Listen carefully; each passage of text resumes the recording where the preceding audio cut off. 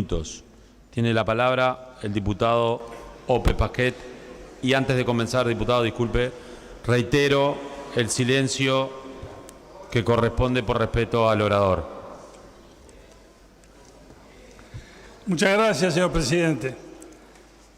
El pasado 31 de marzo se cumplieron 90 años de la inmolación de Baltasar Brum. El meditado gesto de protesta y rebeldía contra el golpe de Estado perpetrado ese día por el entonces presidente de la República, doctor Gabriel Terra, con el apoyo del sector del Partido Colorado que él lideraba, con el apoyo del riverismo conducido por el doctor Pedro Manini Ríos y con el apoyo del sector del Partido Nacional liderado por el doctor Luis Alberto de Herrera. Corría el año 1933 y Brum era uno de los 9 integrantes del Consejo Nacional de Administración.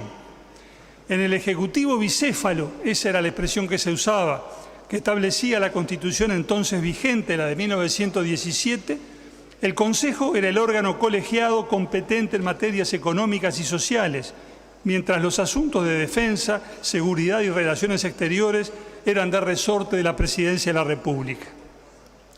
En América y Europa el momento era de graves dificultades económicas, malestar social, inestabilidad política y tensiones internacionales. Estaba instalada la Gran Depresión en los Estados Unidos de América, Hitler y Mussolini mandaban en Alemania e Italia respectivamente, había habido golpes de Estado en Argentina, Brasil y Perú. En 1932 había estallado la Guerra del Chaco entre Paraguay y Bolivia, conformando así un escenario realmente alarmante en aquellos momentos. El presidente Terra promovía la reforma de la Constitución para hacer frente a la crisis, según decía, pero no quería seguir los lentos procedimientos de reforma establecidos por las normas vigentes. Pretendía salteárselos e ir directamente a la consulta popular. La tesis central de lo que se llamó la doctrina de marzo era precisamente que el pueblo soberano podía expresar e imponer su voluntad en todo tiempo y de cualquier manera, aún en violación de las normas constitucionales que regulaban los procedimientos de reforma de la Carta.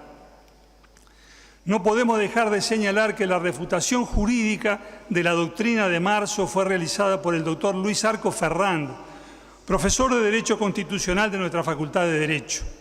En la lección inaugural del curso de Derecho Constitucional del mismo año 1933, lección que luego se haría célebre, Arco Ferrand demostró que de acuerdo con la Constitución uruguaya, la de entonces y la de ahora, agregamos nosotros, la nación soberana no ejerce su soberanía de cualquier manera, sino, como dice el artículo 4 de la Carta, del modo que más adelante se expresará, es decir, con arreglo a la propia Constitución y no al margen de ella ni, mucho menos, contra ella. Desde hace mucho tiempo es evidente que solo sobre esa base puede levantarse el edificio del Estado de Derecho. Si el soberano pudiera hacer cualquier cosa, no habría garantía alguna para los derechos de nadie. También la nación soberana está sujeta a las reglas que ella misma establece. Esa sujeción del soberano al derecho es la garantía de los derechos individuales y las libertades públicas. Ante el hecho de que el presidente y sus aliados estaban montando en las sombras la máquina de la dictadura, como decía el manifiesto de la agrupación de gobierno del vallismo publicado en el 30 de marzo, Brum se decidió a resistir el golpe de Estado y a llevar su resistencia hasta las últimas consecuencias. Comunicó su propósito a Ismael Cortinas, miembro nacionalista del Consejo Nacional de Administración. En las vísperas del golpe le dijo a Domingo Arena que las libertades públicas siempre se han asentado sobre sangre de dirigentes. En la mañana del 31 de marzo, cuando 2 agentes policiales intentaron arrestarlo en su domicilio, los echó a balazos. La casa de Río Branco, esquina Colonia, fue rodeada por la fuerza pública, pero antes de que el cerco se completara, algunos parientes y amigos de Brum lograron llegar hasta él para acompañarlo. Fue así que Baltasar pudo decirle a su hermano Alfeo: si vivo, la dictadura durará 20 años. Si muero, 5. Uno de los amigos de Brum que lo acompañó en aquella jornada fue el doctor Conrado Hughes. En nota publicada en El Día, el 6 de abril de 1934, contó el doctor Hughes que Brum se había propuesto cruzar el cerco policial, abriéndose camino a balazos si era necesario. Cuando manifestó su intención, Otro de sus amigos, el doctor Asdrúbal Delgado, le hizo notar que de esa manera podría matar a algún funcionario policial, acaso esposo o padre, que estuviera allí cumpliendo órdenes y que nada tuviera que ver con el golpe de Estado. Momentos después, Brum se adelantó solo, con el revólver en la mano. Llegó hasta la mitad de la calle, gritó «¡Viva Valle! ¡Viva la democracia!» y se partió el corazón de un balazo. Cuando murió, Brum no tenía aún 50 años. Los hubiera cumplido el 18 de junio. Tras recibirse de abogado, había sido ministro de Instrucción Pública, y es notorio que para designarlo el presidente Valle y Ordóñez debió esperar que cumpliera los 30 años requeridos por la Constitución. De Relaciones Exteriores, y vale la pena señalar que ocupó ambos cargos simultáneamente durante más de un año, de 1914 a 1915. Este joven abogado recién llegado del departamento de Salto, recién cumplidos sus 30 años, fue durante más de un año simultáneamente ministro de Instrucción Pública y ministro de Relaciones Exteriores. Contaba las crónicas de la época que iba a trabajar al Ministerio de Instrucción Pública de mañana y de tarde y de noche al Ministerio de Relaciones Exteriores. Fue luego ministro del Interior e interinamente de Hacienda en la presidencia de Feliciano Viera, presidente de la República entre 1919 y 1923, presidente del directorio del Banco Hipotecario, presidente y posteriormente miembro del Consejo Nacional de Administración. Productos de su pasaje por tan altos cargos fueron realizaciones importantes e iniciativas audaces que lo perfilan como a un hombre de gobierno eficaz y más aún como a un estadista preclaro.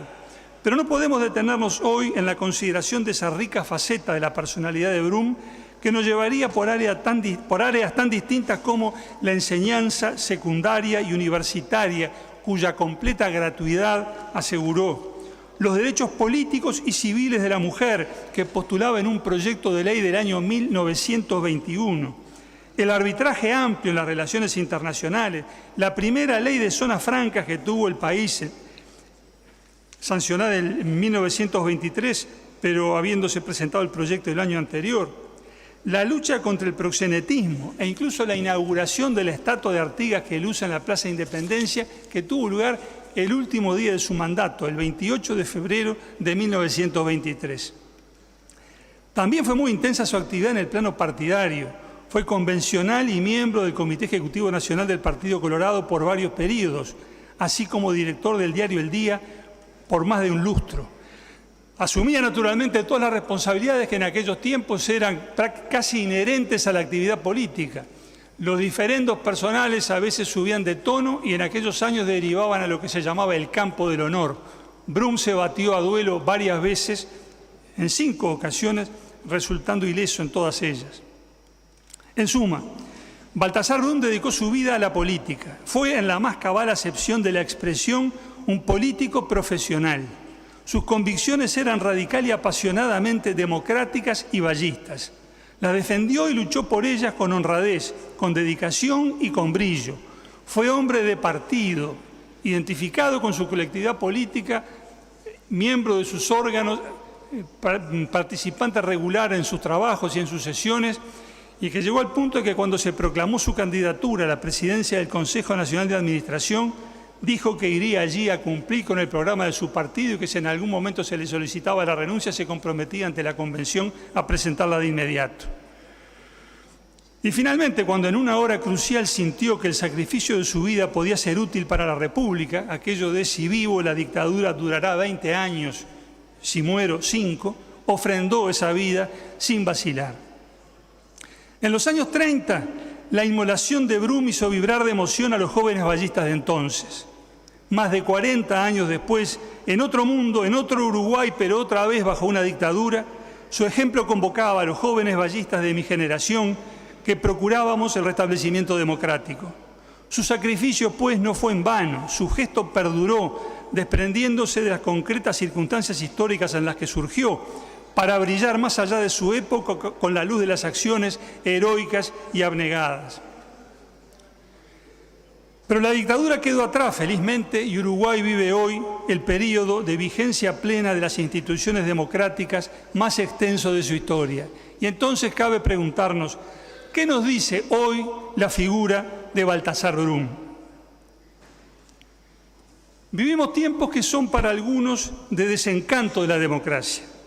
Las soluciones que diferentes grupos de la sociedad reclaman para sus problemas demoran en llegar, y cuando llegan no siempre satisfacen las expectativas de quienes las reclamaban.